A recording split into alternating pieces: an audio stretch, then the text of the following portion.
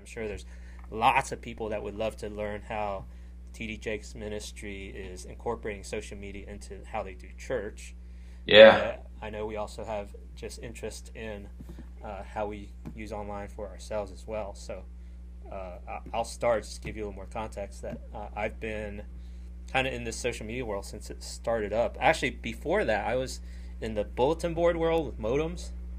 Oh, wow. Yeah, so dial-up modems and all that. And when I was in college, I graduated in '88 from Virginia Tech. Um, Email was just starting to hit college campuses, and man, I was eager to get one. I couldn't get one, and I think it was for like 91 or 92 when CompuServe, AOL, and Prodigy came online.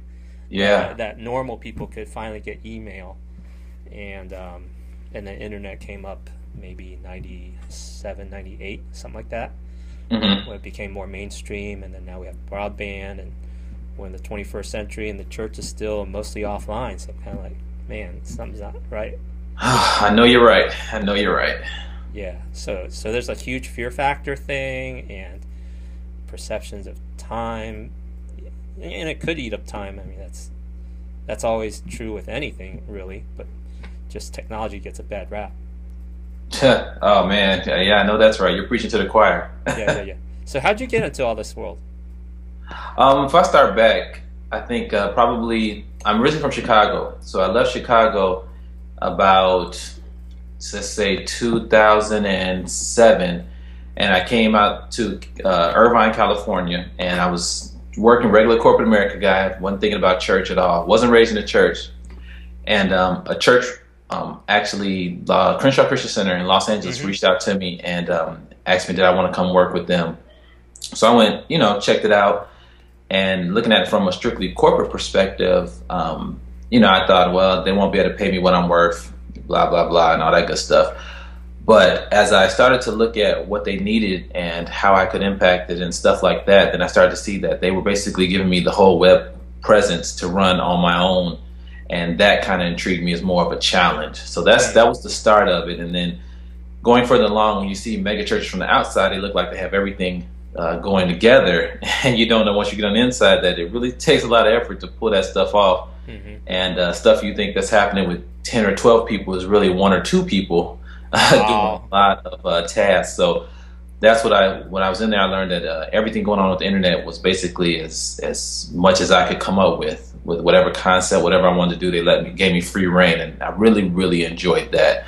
And that was kind of the basis for me putting together the strategy for the book, because I just basically did a brain dump of what I did in a week there, and as well as when I transitioned to Dallas in 2010 and started working with TD Jakes Ministries. So that was kind of the premise of the entire thing, just a chance interview, and from there started seeing the impact I could make as far as where technology was going, and trying to make sure the church was there, and then also educating leaders in the church as far as how to utilize technology, not fear it, and dumbing down a lot of the stuff that tech geeks like ourselves talk about, so that the normal people can understand it and realize that we are all trying to get to the same goal, and we're trying to use technology as a ministry tool.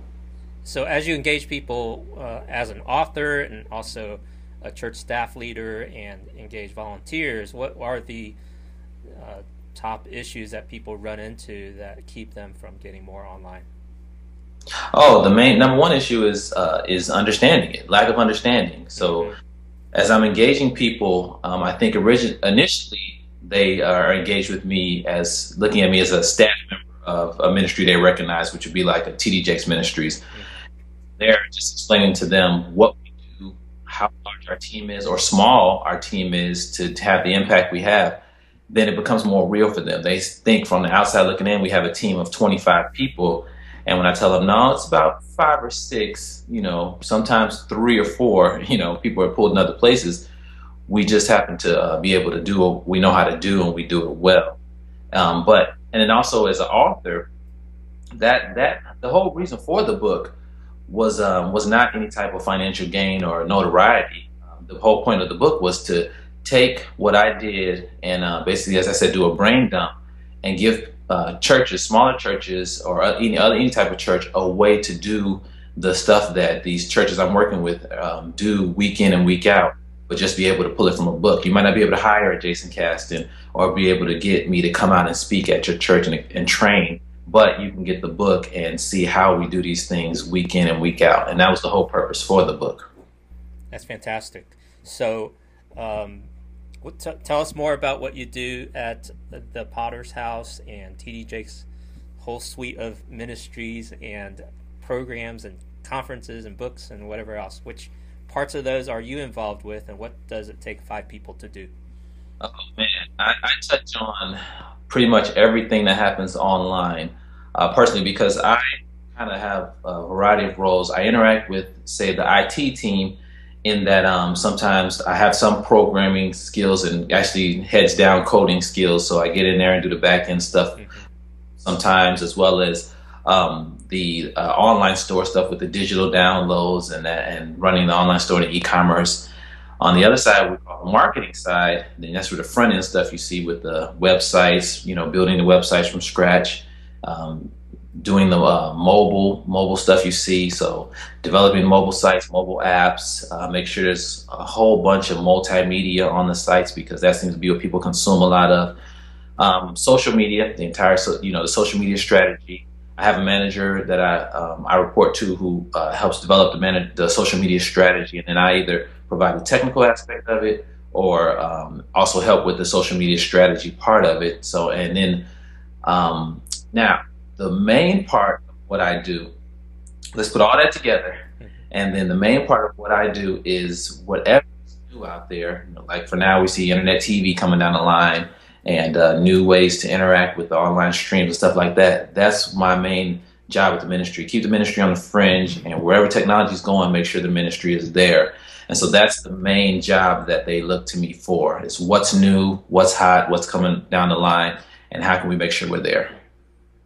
Fantastic. So we've got a lot to just keep up with you, just as you're keeping up with technology. And I know you've got an active blog that you try to share as much time as you have to share with the church at large, as well as the church you're at. So thank you for doing that. All right, right. Yeah, I think that's the easy part as far as for me is regardless of how many things I'm doing, just being able to sit down and take 20 minutes and write a blog as far as what new technology is coming down the line. I just want to keep churches updated as far as what's new, and just basically bring it down to a level where they can understand how this technology will be able to help them, instead of looking at it, typical viewpoint of, oh, here's something new. It's only been 2 weeks and here's a new technology we got to learn. We haven't even gotten ahead of the other technologies. And I say, here's a bite-sized way to consume this new technology and integrate it into your plan. And it may take a lot of time for initial learning curve, but eventually you get into the groove and be able to use this as a great tool of ministry. Well, here's one thing I kind of see from my vantage point, and wanted to get your feedback and reaction. So we've got this whole world of technology, which includes hardware and software, sound and video, and the physical space, and then the online space. And then you've got traditional media and media ministry, which TD has a tremendous history in being a pioneer and a leading voice in that space.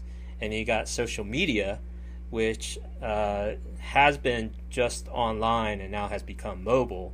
So on this podcast, it's a space for conversation with church leaders about social media. So how do you put your hands around the part that's social media, and how do you move from a traditional media mindset, which is broadcast, one-way communication, more towards social media, which is two-way communication?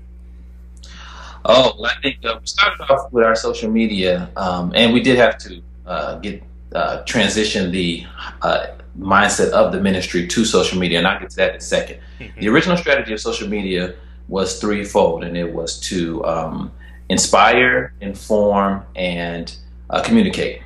So I want to make sure that every day we start off with the inspiration, make sure that we kept a steady line of information coming through our social media channels, and then, of course, two-way. We're not just broadcasting to you, but two-way communication. So initially, when we started this strategy out, the ministry was not did not fully embrace it as far as the entire ministry. So it took us, the pioneers of the team that I was on, and a few other people, to just start pushing out content as we could pull it from people, and making and started building this online audience. Now, the ministry, once they saw how large the audience grew, that's when the paradigm shift started to come. And therefore, they saw that every weekend service, let's say you get, typical service might have 10, 20,000 people in the actual sanctuary or for the variety of services. Well, when you start seeing 10 or 20,000 online, then you have to start reevaluating how you're ministering to these people, and church as you know it has now changed. So what we did was we had to start educating them as far as how to take the ministry to the people, because wherever these people's laptops, computers, mobile devices are, or internet TVs, wherever they're picking you up at, that's where the ministry is to them, as opposed to coming into your four walls. And so that shift is what changed how we did ministry. And then once we educated the executives, of course, because they had been doing ministry for 10 years, and in a matter of 2 years, you're seeing the paradigm shift, then we just had to get them on board, and that just changes everything. So now we just integrate social media into everything we're doing, because everybody wants to, in addition to having the ministry brought to them, and in this new generation that we have, people also want to be able to see behind the curtain. What goes on behind the scenes? How does this ministry work? And that's what social media does. And of course, get more access to the leaders of the ministry. So which part of the curtain do you pull back to show people, and how do you do it? We pull back, basically the main thing that our audience seems to enjoy the most is we pull back the curtain to get access to Bishop Jakes. So for example, the number one thing is you can talk directly to him on Twitter. And he just loves Twitter. He's a Twitter fanatic. So when a typical or traditional way to get in touch with him was talk to his admin, make an appointment, hope you got on his schedule, because he's a very busy man. Now you just hit him up on Twitter, and very often he responds. That right there was just mind altering for a lot of people, because you now have a one-to-one access to the man that you've been following for years and his ministry. So you're not his ghost Twitterer.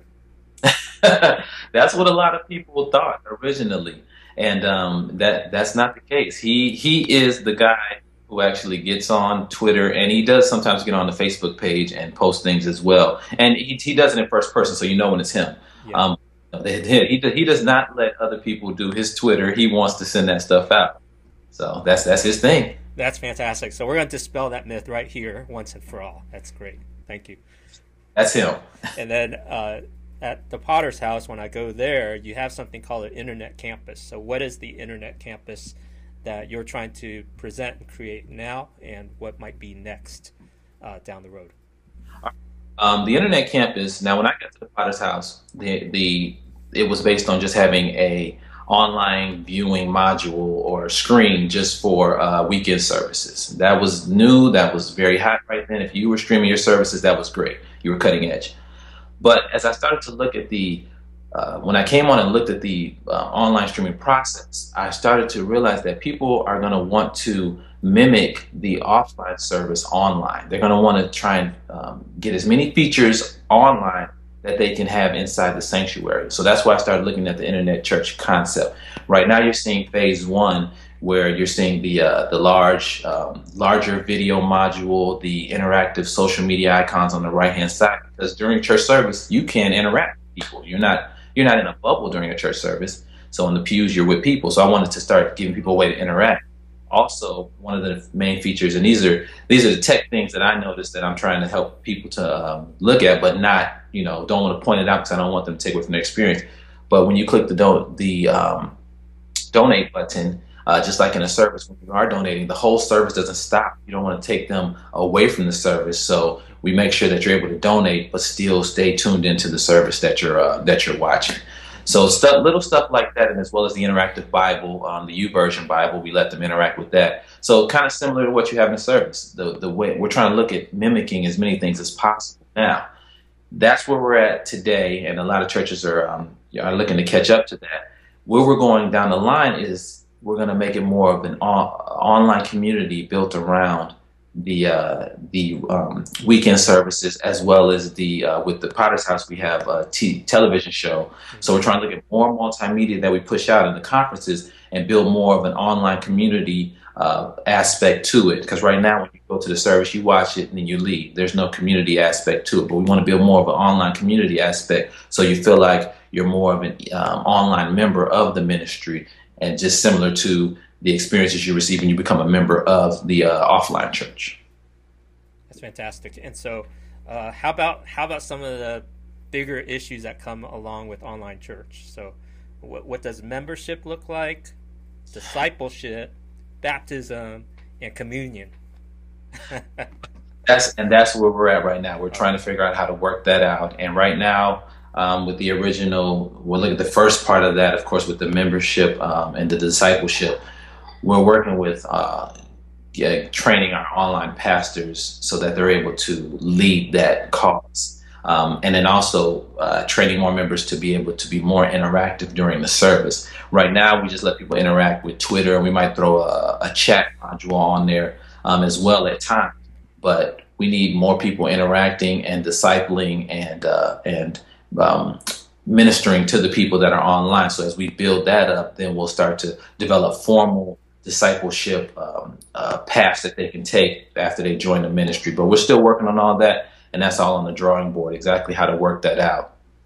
Okay, well, so be sure to let us know when you cross that line, because some churches see their internet campus as a window into their physical campus, and so it's like a funnel that people out there don't count until they step into the church building. Right, and true. then some are saying, hey, if you're out at the next state or around the world, we still believe you're part of our church, as well as, the quote unquote universal church. And then some are just willing to distribute their content and allow other people to form their own churches. So, it's quite a spectrum and quite a journey, and would love to journey with you as you develop that. Oh, definitely.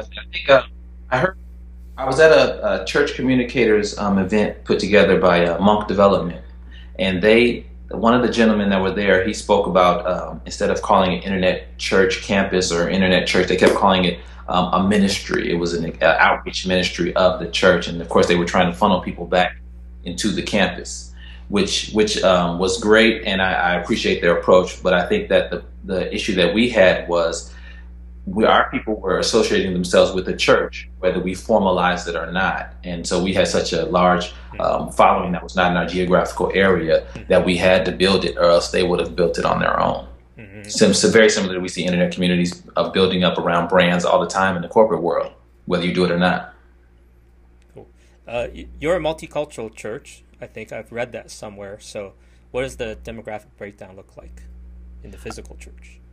Demographic breakdown, if I'm not mistaken, and don't quote me because I haven't read that, I believe it's 65% African American, 20% Latino, 10% Caucasian, and I think the other 5% is I'm not sure what those races are.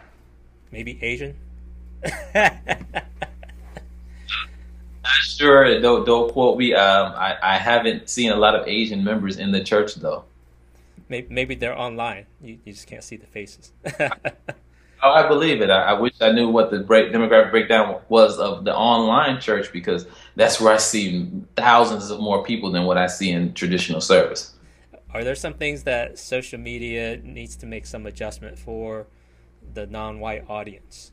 Because most of the online church leaders that I've been talking with are white.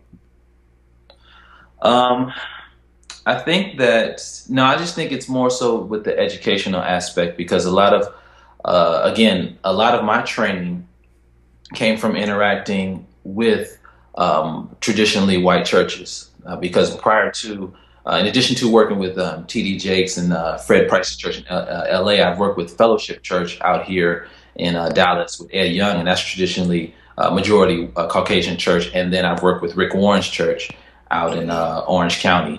So those traditionally Caucasian churches, when I looked at their practices and the teams that I work with out there in those churches, that kind of gave me a lot of the foundations for the approaches that I took towards the traditionally African American churches. So I just think that when I'm looking at these approaches for traditionally African American churches, you have to educate the users more because of twofold. One, technology is not as rapidly adopted in the African American community, and then two, a lot of the church members build up the following around the pastor as opposed to the church. So therefore, sometimes you get a following around the individual as opposed to the actual church, and that just gives a little different aspect to it.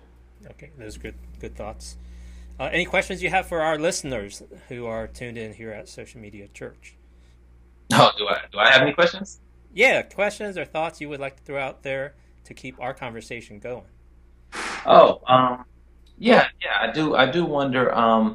As far as with social media, the church and social media, what have you seen as far as what is the usage in terms of Facebook versus Twitter? Because I'm looking at the main two, and of course I could go all the way down the line with Google Plus. But what do you see as far as the traditional usage, as far as Facebook versus Twitter? And then I got a follow up question to that, as far as have you seen any churches using Twitter successfully? Well, very good. I'll dig through my notes. I have a handful of churches that do use Twitter more than Facebook, and then there's a lot more that are active in just Facebook because the majority of people are there. Mm-hmm. And so the thing with technology that I tend to lean into is, well, I'll go where people are rather than trying to make them come into my private walled garden network or somewhere else. It just adds more hurdle, and in Facebook talk, that's friction. And you want to make the experience as frictionless as possible. Absolutely. Which you made me think of something. Have you seen any churches doing this new technology I just saw? Well, Facebook has had it for a while, but it's the seamless sharing, and where Facebook allows you to share without having to click share. Just as you go to the page, you actually share the stuff. Now, we know in the church environment, well, actually, sharethis.com has the tool that you can add to your site to do that. But have you seen any churches doing that? Because here's the question that I had about it. Where would be the best place for churches to put it? Because we know they can't put it on sensitive pages, obviously, for people, church members dealing with sensitive issues that they don't want everybody in their social networks to know. But on the other hand, it's a benefit for churches if they put it on, say, the eChurch page or the internet church page to let people know I'm watching this right now, come watch with me. But have you seen any churches implementing anything like that? I haven't come across it yet, but maybe one of our listeners will chime in with what they've seen. I don't know if you know, I'm not omniscient, so I need people to help me see what else is going on out there and chime in. So that'd be great. That'd be great to hear. It kind of annoys me to just share my opinion about seamless sharing because there was a web reader. I think Washington Post had a web reader that was really integrated into Facebook, and every article you read, it would post to your wall. Yeah. And then when you try to click on what someone else is reading, they make you install that app. I'm like, I don't want to install more apps. I've got way too many apps as it is. I want to try to, streamline and simplify my online experience, and it just frustrated me. Yeah, absolutely, and that's the thing. I think I only liked the ESPN one because I'm a sports fanatic. So yeah, I did that. But yeah, like you said, the Wall Street Journal. There was another one. I'm not sure if it was Yahoo or Huffington Post or something like that. A couple of those that made me do that as well. That just, if it's not exactly what I want and I want to jump over the wall to get to it, then no, you're gonna lose my attention and I'm gone. Mm-hmm, mm-hmm. So what tablet do you use? I actually use an iPad, the new iPad 3, whatever you want to call it, all day. But now, it's funny that you brought that up. Just last night, a young lady asked me about what should she buy as a tablet, and she said she was on a budget, so she didn't want to spend. She wanted an iPad. She didn't want to spend a whole bunch. And I played with a Nexus 7, the Google tablet, and wow, I'm impressed. Unless the Apple drops an iPad Mini, I would push that on people on a budget before pushing them to an iPad. Okay, so I'll have to go check that out in the store and maybe buy it on that too. I'm on an iPad 2 myself. Well, here's the thing. Now, I'm an Apple fanatic. I'm an Apple enthusiast and Apple all day. But and I have an iPhone. Whole family has iPods. The whole Apple TV. My at TD Jakes Ministries, they got me an Android new Droid Razor with not the latest operating system, not Jelly Bean, but Ice Cream. And until I had that phone, I would have shot Android down 10 times out of 10. But that phone and the Android system and what they're the latest stuff they're coming out with, yeah, competition is competition breeds innovation. So Apple needs to stay on their toes because I'm not jumping ship to Android, but I'm no longer an avid person against them. They're really good. Yeah, there's a lot of good technology that's maturing in more than one family, so that's neat to see. Oh, yeah, absolutely, absolutely. Well, you mentioned your main role, and this is my last question. Your main role is keeping up with the latest in technology. So, what helps you to do that? What blogs do you read, or do you have research assistants? I wish I did have a research assistant, but no, actually, I have used my Google Reader avidly. So I probably read, man, probably 50 blogs a day, but I get a feed of maybe probably easily 300, and I'm just scanning through titles of what's new. I know I read a lot of TechCrunch and TechMeme and Apple stuff and all the Google blogs. And again, it's just fed right into my Google Reader. So I got it organized by online business, new technology, video games, and stuff like that. So as I'm reading through all these blogs, every time I come to a blog, if it's anything interesting, then I'll add it to my Google Reader. And every day, every morning, I probably have 500, 600, 700 blogs, and I'm not reading them all, so I don't want to sound like I'm a super reader. No, I read probably 10 to 50 of them. And that depends on the title. So if the title's great, then I open it up. If not, then I'm gonna keep moving in. But that's how I stay updated on all the technology. And then from there, I just, as I see something new that we can utilize, or either I'll blog about it, go present it to the ministry as far as how we can use it, or save it as a nugget for my next book coming out. Yeah. So what's the next book? The next book, I will be releasing the next book to be volume 2. It'll be called Church in the Cloud, and it will still focus on the same 5 topics that I focus on in this one, which is websites, multimedia, e-commerce, social media, and mobile. And then I also add a section on cloud, how churches can use the cloud for their IT infrastructure, and also add another section on internet church and that concept I was explaining earlier about how to implement that and the tools that are out here, like Church Online and other people that have great tools that they can use. Well, fantastic. Thanks for talking with us on Social Media Church and adding to our conversation. I